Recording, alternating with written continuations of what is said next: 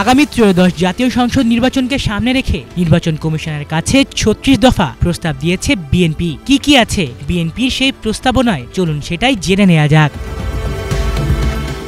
BNP নির্বাচন কমিশনের কাছে জমা দেওয়া সুষ্ঠু ও নিরপেক্ষ নির্বাচনের স্বার্থে করণীয় প্রস্তাবগুলো শীর্ষক কার্যপত্রে বলেছে, বর্তমান অন্তর্বর্তীকালীন সরকার ও নির্বাচন কমিশনকে তত্ত্বাবধায়ক সরকারের আদলে দৃঢ় ও নিরপেক্ষ ভূমিকা পালন করতে হবে। মাঠ প্রশাসনকে সম্পূর্ণভাবে ঢেলে সাজাতে হবে। বিশেষ করে ডিসি, ইউএনও, এসপি, ওসি এবং কমিশনার পর্যায়ের কর্মকর্তাদের পুনর্বিন্যাস করতে হবে। 2014, 18 ও 24 সালের নির্বাচনে বিতর্কিত বা প্রশ্নবিদ্ধ ভূমিকা রাখা কর্মকর্তাদের আসন্ন নির্বাচনে কোনো দায়িত্ব দেওয়া যাবে না। বিএনপি আরও প্রস্তাব করেছে, রিটার্নিং অফিসার হিসেবে প্রশাসনের কর্মকর্তাদের পাশাপাশি নির্বাচন কমিশনের নিজস্ব ইলেকশন সার্ভিস কর্মকর্তাদের নিয়োগ দিতে হবে। নির্বাচনের সময় বেসামরিক প্রশাসন ও আইন শৃঙ্খলা বাহিনীর সব কর্মকর্তা যেমন সেনাবাহিনী, বিজিবি, র্যাব ও পুলিশ, তাদের বদলি, পদায়ন ও দায়িত্ব নিয়ন্ত্রণের ক্ষমতা নির্বাচন কমিশনের হাতে থাকতে হবে। নির্বাচন শুরুর অন্তত এক সপ্তাহ আগে সব ভোট কেন্দ্রে সামরিক বাহিনী ও অন্যান্য বাহিনী মোতায়েন করতে হবে। প্রস্তাবে আরও বলা হয়েছে, ভোটারদের ভোটাধিকার যেন অবাধ ও স্বচ্ছ হয়, সেজন্য ভোট কেন্দ্রের গোপন কক্ষ ছাড়া বাকি অংশে সিসি ক্যামেরা স্থাপন করতে হবে। একই সঙ্গে প্রতিটি জেলা ও উপজেলা পর্যায়ে অভিযোগ নিরসন কেন্দ্র চালু করতে হবে, যেখানে কোনো অভিযোগ পেলে 12 ঘন্টার মধ্যে তা নিষ্পত্তি করতে হবে। এছাড়া শিক্ষা প্রতিষ্ঠানের ম্যানেজিং কমিটি ও গভর্নিং বডির নির্বাচন স্থগিত রাখারও প্রস্তাব দিয়েছে বিএনপি। কারণ নির্বাচনের সময় এসব কার্যক্রম ভোট কেন্দ্র ব্যবস্থাপনায় জটিলতা তৈরি করতে পারে বলে আশঙ্কা করছে দলটি। নির্বাচনের সময় ভোট গ্রহণ কর্মকর্তা বা পোলিং পার্সোনেল নিয়োগেও দলীয় প্রভাব মুক্ত প্রতিষ্ঠান বেছে নেওয়ার কথা বলেছে বিএনপি। ইসলামী ব্যাংক, আল আরাফা ব্যাংক, ইসলামী ব্যাংক হাসপাতাল, ইবনে সিনা প্রভৃতি প্রতিষ্ঠানের কর্মকর্তা কর্মচারীদের পোলিং কাজে নিয়োগ না দেওয়ার অনুরোধ জানানো হয়েছে।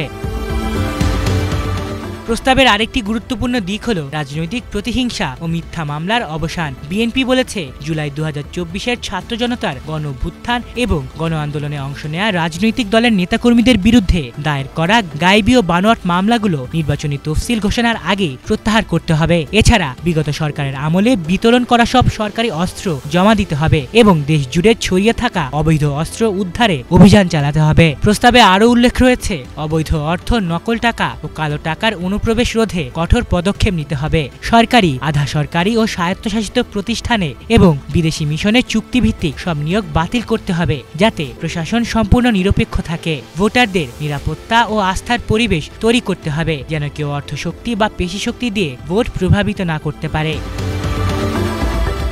বিএনপি বলেছে, নির্বাচন কমিশনের সদস্যদের সাহসী ও নিরপেক্ষ থেকে সাংবিধানিক শপথ রক্ষা করতে হবে। নির্বাচনে ধর্মীয় বা সাম্প্রদায়িক উস্কানি, গুজব ও অপপ্রচার রোধে কঠোর ব্যবস্থা নিতে হবে। অর্থ, দুর্নীতি ও সহিংসতা অর্থাৎ CCC এর প্রভাবমুক্ত নির্বাচন আয়োজন করতে হবে।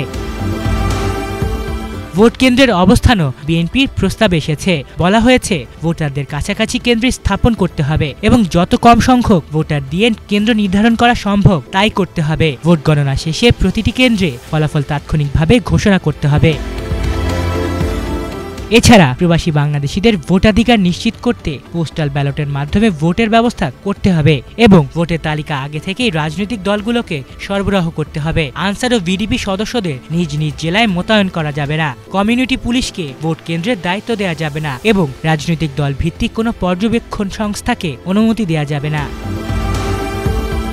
সবশেষে বিএনপি বলেছে, নির্বাচন কমিশনের মূল দায়িত্ব হলো একটি অবাধ, নিরপেক্ষ ও কারচুপিমূলক নির্বাচন আয়োজন করা, যেখানে জনগণ বিশ্বাস করতে পারে তাদের ভোটেই সরকার গঠিত হচ্ছে। এজন্য কমিশনকে নিরপেক্ষতার সর্বোচ্চ উদাহরণ স্থাপন করতে হবে।